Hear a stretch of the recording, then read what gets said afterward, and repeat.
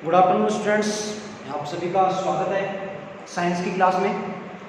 पिछली क्लास में हम बात कर रहे थे चैप्टर नंबर 3 की, जो कि आपका है एटम्स एंड मॉलिक्यूल्स।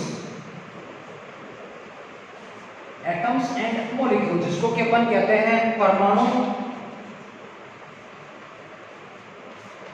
और अणु।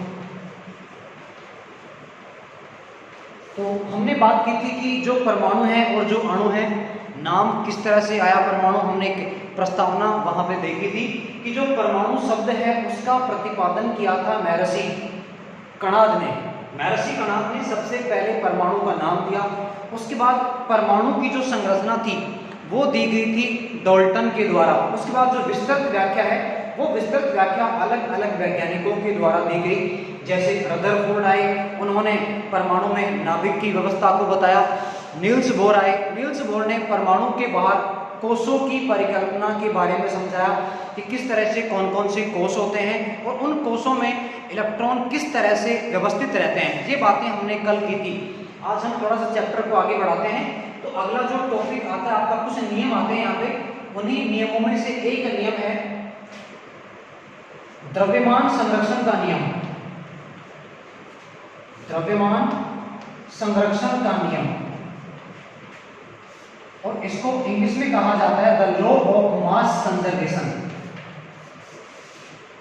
The law of mass conservation, देखिएगा नाम से देखिए आप, द्रव्यमान संरक्षण। जैसा कि अपन ऊर्जा के लिए कहते हैं, ऊर्जा न तो उत्पन्न की जा सकती है न नष्ट की जा सकती, लेकिन उसको एक रूप से दूसरे रूप में परिवर्तित किया जा सकता है। कुछ ऐसा ही हम द्रव्यमान के लिए भी कह सकते हैं, मास।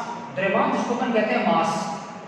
देखिएगा कि जो द्रव्यमान है उसको भी अपन ये कह सकते हैं कि न तो आप उसको उत्पन्न कर सकते हैं न उसको आप नष्ट कर सकते हैं। तो फिर संरक्षण किस तरह से होगा?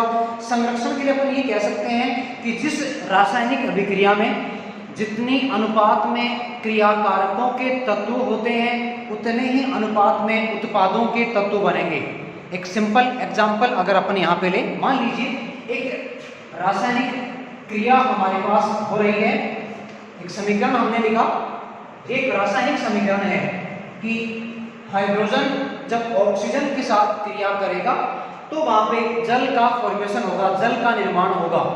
अब इसको अगर अपन संतुलित करें तो देखिए हाइड्रोजन के 2 एटम हैं, यहाँ पर भी हाइड्रोजन के 2 एटम हैं, यहाँ पर ऑक्सीजन के 2 एटम है, लेकिन यहाँ पर केवल एक ही एटम है। अब इसको संतुलित कैसे करेंगे?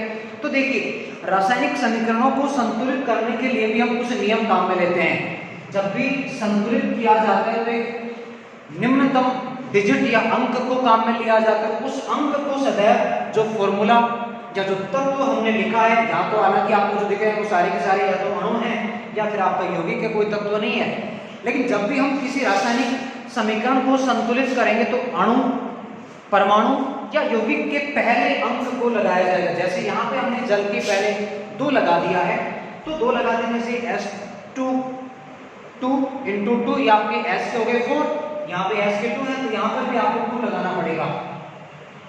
अब देखिए आप S के यहाँ पे हो रहे हैं 4 और O के यहाँ पे हो रहे हैं 2। ये दोनों आपके होते हैं क्रियाकारक। इन दोनों को तो कहा जाता है क्रियाकारक या रिएक्टेंट कहते हैं। और यहाँ पे जो मोटर या जल जो बन रहा है इसको अपन कहते हैं क्रियाफल। क्रियाफल के साथ साथ इसको एक नाम और भी दिया जाता है, क्रियाफल भी कह सकते हैं या इसको अपन उत्पाद भी कह सकते हैं।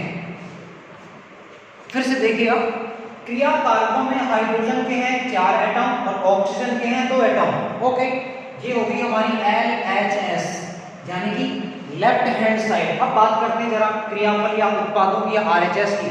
यहाँ देखिए आप H के कितने एटम हो रहे हैं, हम यहाँ एटम काउंट कर रहे हैं कि परमाणु कितने हैं। देखिए H के 2 इंटू 2 4 हो गए। O की बात में देखिएगा ये जो 2 है वो H के लिए भी है और ये O के लिए भी है, तो यहाँ पे O के कितने हो गए हैं 2। आप इनका सम करेंगे, यहाँ पे आप सम करेंगे टोटल हो गया 6, यहाँ पे आप सम करेंगे तो इनका टोटल हो गया 6, यानी कि आपका ये हो गया LHS is equal to RHS।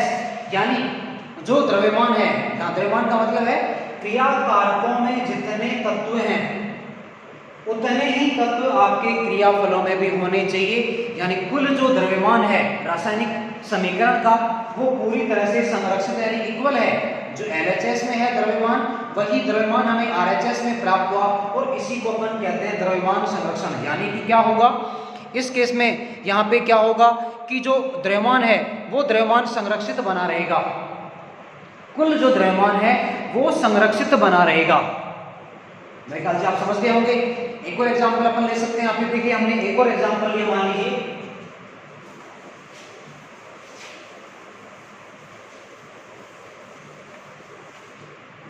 हमने एक और एग्जांपल लिया, हमने लिखा Na+O2 = Na2O। अब ये Na2O किस तरह से बना, हम केमिस्ट्री वाले पार्ट में इस चीज को सीखेंगे, वहां पे आपको मैं इस चीज को बहुत अच्छी तरीके से ट्रिक्स के साथ समझा दूंगा कि Na2O क्यों आया, NaO क्यों नहीं आया, NaO2 क्यों नहीं आया। तो वो चीजें अपन केमिस्ट्री वाले पार्ट में पढ़ेंगे। और केमिस्ट्री आपका स्टार्ट होता है लेसन नंबर, सॉरी ये आपका जो लेसन केमिस्ट्री का ही चल रहा है, तो इसी टॉपिक को अपन यहाँ भी जो है डिस्कस कर रहे हैं। और जो रिएक्शंस आपकी आगे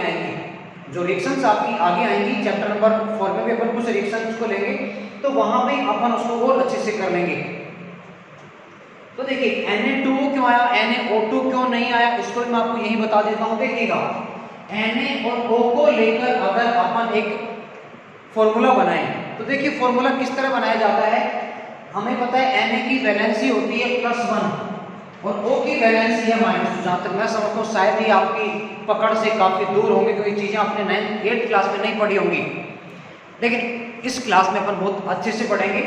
और मैं ये आपको विश्वास दिलाऊंगा कि ये चीजें आप बहुत अच्छे से बहुत जल्दी सीख जाएंगे। लेकिन जैसा कि आप जानते हैं कि ताली जब दोनों हाथ मिलाए जाते हैं तभी आवाज पैदा करती है, तो उसी तरह से इस अध्ययन को आप जब करेंगे तभी उसका परिणाम आपको अपेक्षित मिल पाएगा। तो हम भी आपसे ये अपेक्षा रखते हैं कि जो चीजें आपको यहाँ स्कूल की तरफ से प्रोवाइड करवाई जा रही हैं, जिस तरह से प्रोवाइड की जा रही हैं, आप उसको उसी तरह से ग्रहण भी करेंगे, साथ में रेस्पॉन्स भी आप देंगे। तो कोशिश करिएगा। हालांकि चीजें मैं आपको और आगे क्लियर कर दूंगा, वैलेंसी किस तरह निकाली जाती है उसकी भी एक ट्रिक होती है। देखिएगा ट्रिक क्या होती है, इस ट्रिक से पहले आपको 1 to 20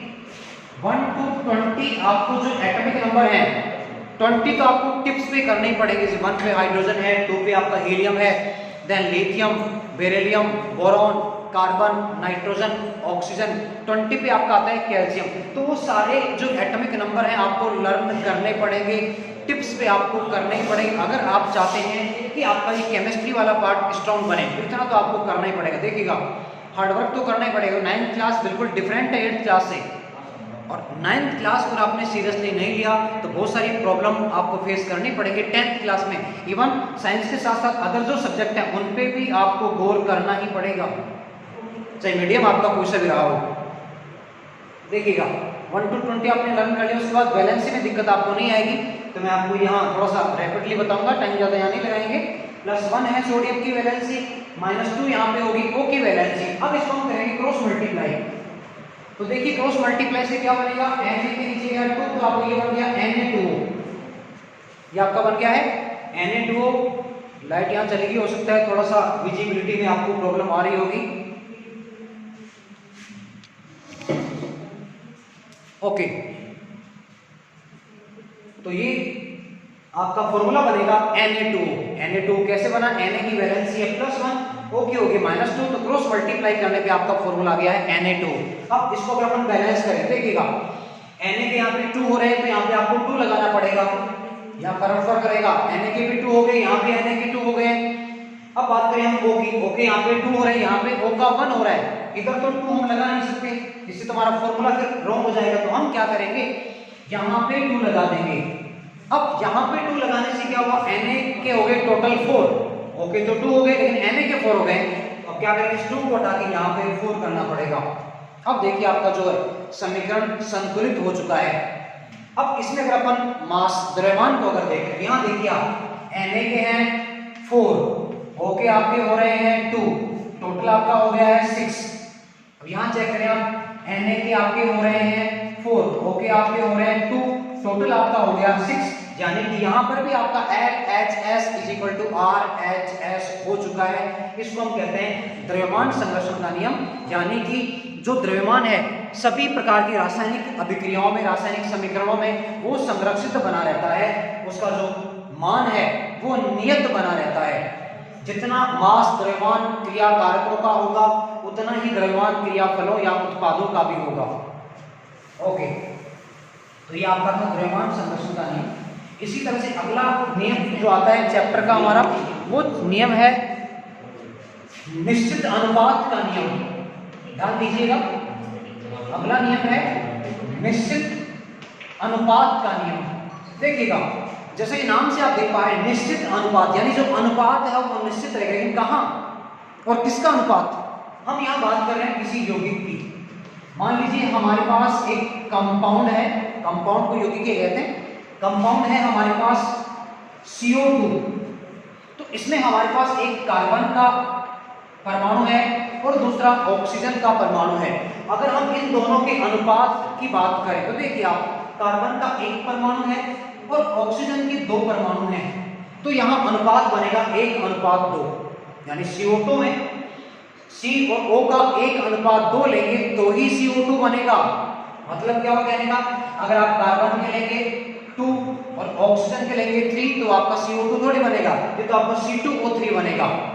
यानी किसी यौगिक में तत्वों का निश्चित अनुपात पाया जाना ही निश्चित अनुपात का नियम कहलाता है। यूं कह सकते हैं, इस नियम के अनुसार प्रत्येक यौगिक में उपस्थित अवयवी तत्वों का अनुपात निश्चित बना रहता है। निश्चित अनुपात के नियम के अनुसार प्रत्येक यौगिक में उपस्थित अवयवी तत्वों का अनुपात निश्चित बना रहता है। जैसे हम बात करें, एक और एग्जांपल लें, अमोनिया। यहाँ पे आपको दिख पा रहे हैं N और H। अगर N और H के अनुपात की हम बात करें तो देखिए आप बता सकते हैं बहुत आसानी से, 1:3 यहाँ पे अनुपात है अमोनिया में N और H का, यानी नाइट्रोजन और हाइड्रोजन का 1:3 लेंगे तो ही आप अमोनिया को बना पाएंगे, अदरवाइज वो अमोनिया नहीं बनेगा, कोई और कंपाउंड बनेगा। क्लियर? ओके,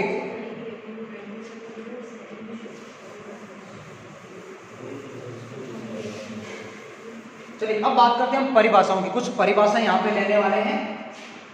तो सबसे पहले हम बात करेंगे जो हमारे चैप्टर का एक मैसेज भी है, और मैसेज है परमाणु, एटम, जिसको अपन कहते हैं कि वाकई में परमाणु को हम परिभाषित किस तरह से करेंगे। देखिएगा, सुनिएगा ध्यान से। हमने लिखा O, एक परमाणु है। हमने लिखा N, ये भी एक परमाणु है। हमने लिखा S, ये भी एक परमाणु है। हमने लिखा N, ये भी परमाणु की ही श्रेणी में आता है। लेकिन परिभाषा किस तरह से देंगे? देखिएगा, O कभी भी इसी रूप में नहीं पाया जाता है। O किस रूप में हमें मिलेगा? O + O = O2। इस तरह N की बात करें, N + N = O2। लेकिन सल्फर का क्या? ये तो इसी रूप में है, ये कभी H2 के रूप में नहीं पाया जाता है। Na भी आपका इसी रूप में पाया जाता है। इसका मतलब क्या होगा? कुछ तत्व द्विपरमाणु को होते हैं तो कुछ तत्व एक परमाणु को होते हैं। अब कैसे हम आइडेंटिफाई करेंगे कि कौन द्विपरमाणु हैं और कौन एक परमाणु हैं? तो इसके लिए भी आप 2 बातें याद रखें, 2 पॉइंट याद रखें। कभी इस चीज को आप भूल नहीं पाएंगे कि कौन जो है वो एक परमाणु है और कौन सा वाला द्विपरमाणु है। 2 लाइन बोलूंगा आपके लिए, ध्यान से सुनिएगा आप लोग। सभी जो आपके धातु तत्व हैं, सभी जो धातु तत्व है, एग्जांपल के साथ अपन बात करें, Na आपका, Ca आपका, एल्यूमिनियम आपका, Ag सिल्वर, जिसको अपन चांदी भी कहते हैं, Au गोल्ड सोना, आप देख लें यहाँ पे सभी जो धातु तत्व आपको दिख रहे हैं एक परमाणु को नजर आ रहे हैं। अपन कैसे कहेंगे कि सभी धातु परमाणु एक परमाणु होते हैं, जबकि सभी अधातु परमाणु, आप देखें S, कुछ अपवाद हैं इसके, कुछ अपवाद भी हैं, कुछ जो अधातु हैं वो एक परमाणु भी है, लेकिन अधिकांश जो अधातु हैं वो आपको द्विपरमाणु अवस्था में मिलेंगे। O2, N2, H2, Cl2, F2, Br2, I2, ये सभी जो आपके हैं वो द्विपरमाणु हैं और कौन है? अधातु हैं। तो देखिए परिभाषा कैसे देंगे?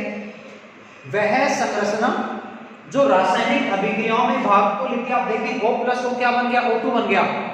वे संरचनाएं जो रासायनिक अभिक्रियाओं में भाग को लेती हैं लेकिन जिनका स्वतंत्र अस्तित्व संभव नहीं होता है उनको हम परमाणु कहते हैं। फिर से सुन लीजिए एक बार, वे संरचनाएं जो रासायनिक अभिक्रियाओं में भाग तो लेती हैं लेकिन स्वतंत्र अवस्था में नहीं रह पाती हैं, परमाणु कहलाती हैं। अब बात करें अणु की, देखिएगा परमाणुओं से मिलकर दो या दो से अधिक भी हो सकते हैं, दो या दो से अधिक परमाणुओं से मिलकर बनी संरचना अणु कहलाती है। दो या दो से अधिक परमाणुओं से मिलकर बनी संरचना अणु कहलाती हैं। तो आज के लिए इतना ही, आगे का टॉपिक अपन नेक्स्ट वाले वीडियो में डिस्कस करेंगे। ध्यान से आप चैप्टर को पढ़ें, जहां आपको दिक्कत हो आप मुझे डाउट अपने शेयर कर सकते हैं, आपको उनका सॉल्यूशन डेफिनेटली देने की हम कोशिश करेंगे। Thank you. ये बोला बस आपने ना